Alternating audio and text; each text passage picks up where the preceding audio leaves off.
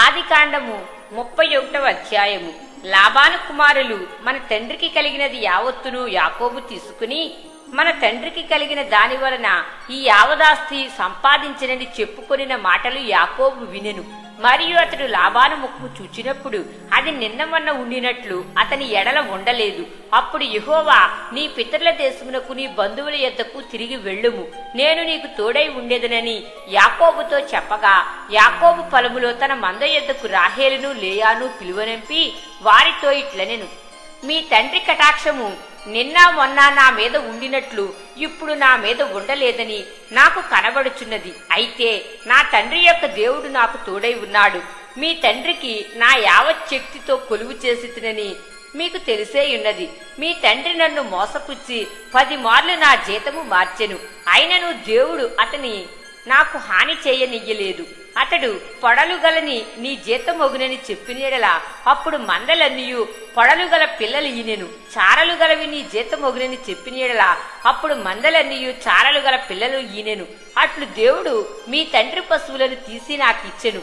మందలు చూడుకొట్టు కాలమున నేను స్వప్నమందు కన్నులెత్తి చూడగా గొర్రెలను దాటు పొట్టేళ్లు చారలైనను పొడలైనను మచ్చలైనను కలవై ఉండెను.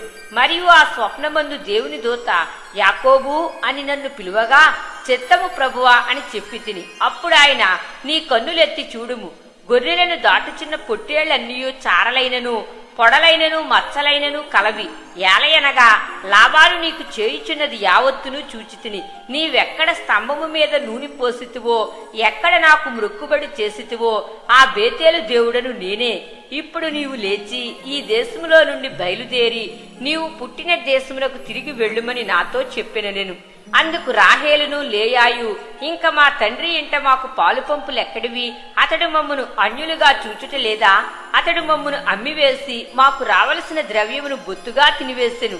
దేవుడు మా తండ్రి యొద్ద నుండి తీసివేసిన ధనమంతయు మాదియు మా పిల్లలదియునై ఉన్నది కదా. కాబట్టి దేవుడు నీతో చెప్పినట్లెల్లా చేయుమని అతనికి ఉత్తరమియ్యగా, యాకోబు లేచి తన కుమారులను తన భార్యలను ఒంటెల మీద ఎక్కించి కనాను దేశమునకు తన తండ్రి అయిన ఇస్సాకు నద్దకు వెళ్ళుటకు తన పశువులనన్నిటినీ తాను సంపాదించిన సంపద యావత్తును పద్దనరాములో తాను సంపాదించిన ఆస్తి యావత్తును తీసుకుని పోయెను. లాబాను తన గొర్రెల బొచ్చు కత్తిరించుటకు వెళ్ళియుండగా రాహేలు తన తండ్రి ఇంటనున్న గృహదేవతలను దొంగిలెను. యాకోబు తాను పారిపోవచ్చున్నానని సిరియావాడైన లాబానుకు తెలియచేయకపోవుట వలన అతన్ని మోసపుచ్చినవాడాయను. అతడు తనకు కలిగిన రంతియు తీసుకుని పారిపోయేను.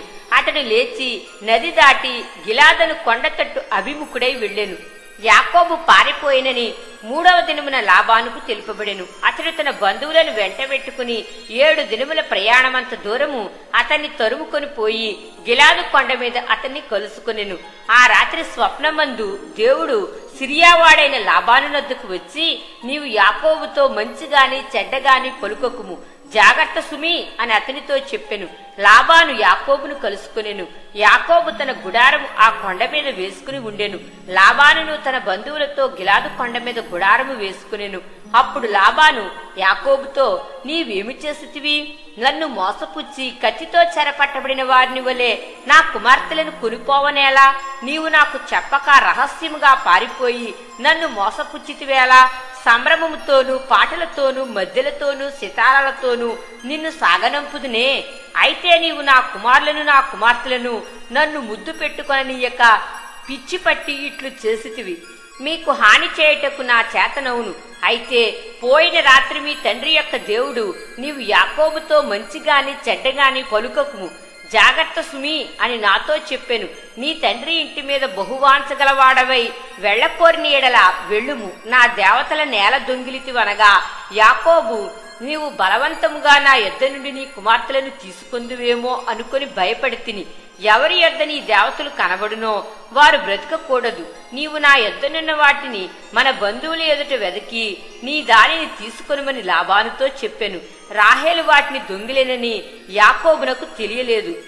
లాబాను యాకోబు గుడారంలోనికి లేయా గుడారంలోనికి 2 దాసీల గుడారంలోనికి వెళ్ళెను. కాని అతనికి ఏమీ దొరకలేదు.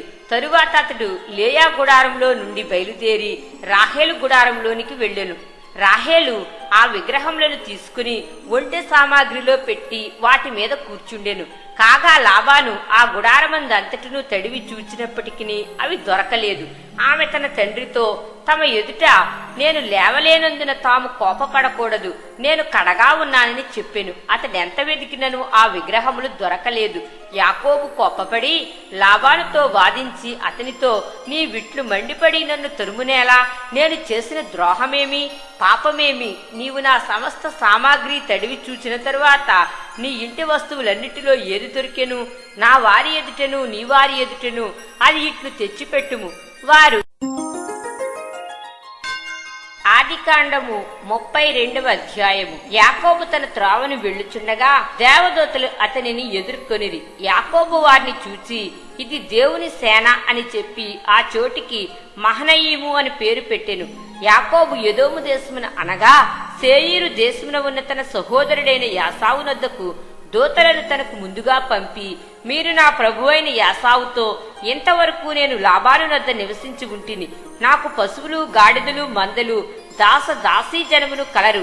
నీ కటాక్షము నా యందు కలుగునట్లుగా నా ప్రభువునకి తెలియచేయ నంపితినని నీ సేవకుడైన యాకోబు అనినని చెప్పుడని వారికి ఆజ్ఞాపించెను. ఆ దూతలు యాకోబునద్దకు తిరిగి వచ్చి, మేము నీ సహోదరుడైన యాసావునద్దకు వెళ్ళితిమి. అతడు 400 మందితో నిన్ను ఎదుర్కొని వచ్చుచున్నాడని చెప్పగా యాకోబు మిక్కిలి భయపడి తొందరపడి యాసావు ఒక గుంపు మీదకి వచ్చి దాని హతము చేసిన ఎడల మిగిలిన గుంపు తప్పించుకుని పోవుననుకొని తనతో ఉన్న జనులను, మందలను, పశువులను, ఒంటెలను 2 గుంపులుగా విభాగించెను. అప్పుడు యాకోబు, నా తండ్రి అయిన అబ్రహాము దేవా, నా తండ్రి అయిన ఇస్సాకు దేవా, నీ దేశమునకు నీ బంధువుల యొద్దకు తిరిగి వెళ్ళుము. నీకు మేలు చేసేదనని నాతో చెప్పిన యెహోవా, నీవు నీ సేవకునికి చేసిన సమస్తమైన ఉపకారములకును సమస్త సత్యమునకును అపాత్రుడను. ఎట్లనగా నా చేతికర్రతో మాత్రమే ఈ యొర్దాను దాటి తిని, ఇప్పుడు నేను 2 గుంపులైతిని. నా సహోదరుడైన యాసావు చేతి నుండి దయచేసి నన్ను తప్పించుము. అతడు వచ్చి పిల్లలతో తల్లిని నన్ను చంపునేమో అని అతనికి భయపడుచున్నాను. నేను నీకు తోడై నిశ్చయముగా మేలు చేయుచు విస్తారమొకటి వలన లెక్కింపలేని సముద్రపు ఇసుకవలే నీ సంతానము విస్తరింపచేయుదునని సెలవిచ్చితివే అనెను. అతడు అక్కడ ఆ రాత్రి గడిపి తాను సంపాదించిన దానిలో తన అన్నయ్యైన యాసావు కొరకు ఒక కానుకను, అనగా 200 మేకలను, 20 మేకపోతులను, 200 గొర్రెలను, 20 పొట్టేళ్లను, 30 పాడి ఒంటెలను, వాటి పిల్లలను, 40 ఆవులను, 10 ఆబోతులను, 20 ఆడుగాడిదలను, 10 గాడిద పిల్లలను తీసుకుని మందను వేరువేరుగా తన దాసుల చేతికి అప్పగించి, మీరు మందకు నడుమ ఎడముంచి నాకంటే ముందుగా సాగిపోండని తన దాసులతో చెప్పెను. మరియు వారిలో మొదటి వానితో, నా సహోదరుడైన యాసావు నిన్ను ఎదుర్కొని, నీవెవరి వాడవు, ఎక్కడికి వెళ్ళుచున్నావు, నీ ముందర ఉన్నవి ఎవరివని నిన్ను అడిగినేడలా నీవు, ఇవి నీ సేవకుడైన యాకోబువి, ఇది నా ప్రభువైన యాసావు కొరకు పంపబడిన కానుక, అదిగో అతడు మా వెనుక వచ్చుచున్నాడని చెప్పుమని ఆజ్ఞాపించెను. అట్లతడు, నేను ముందుగా పంపుచున్న కానుక వలన అతని సమాధానపరిచిన తరువాత నేను అతని ముఖము చూచెదను. అప్పుడతడు, ఒకవేళ నన్ను కటాక్షించిననుకొని మీరు యాసావును చూచినప్పుడు ఆ చొప్పున అతనితో చెప్పవలననియు, మీరు, ఇదిగో నీ సేవకుడైన యాకోబు మా వెనుక వచ్చుచున్నాడని చెప్పవలననియు 2వ వానికిని 3వ వానికిని మందల వెంబడి వెళ్లిన వారికి అందరికీ ఆజ్ఞాపించెను. అతడు కానుకను తనకు ముందుగా పంపించి తాను గుంపులో ఆ రాత్రి నిలిచెను. ఆ రాత్రి అతడు లేచి తన 2 భార్యలను, తన 2 దాసీలను, తన 11 మంది పిల్లలను తీసుకుని యబ్బోకు రేవు దాటిపోయెను. యాకోబు వారిని తీసుకుని ఆ ఏరు దాటించి తనకు కలిగినదంతయు పంపివేసెను. యాకోబు ఒక్కడు మిగిలిపోయెను. ఒక నరుడు తెల్లవారు వరకు అతనితో పెనుగులాడెను.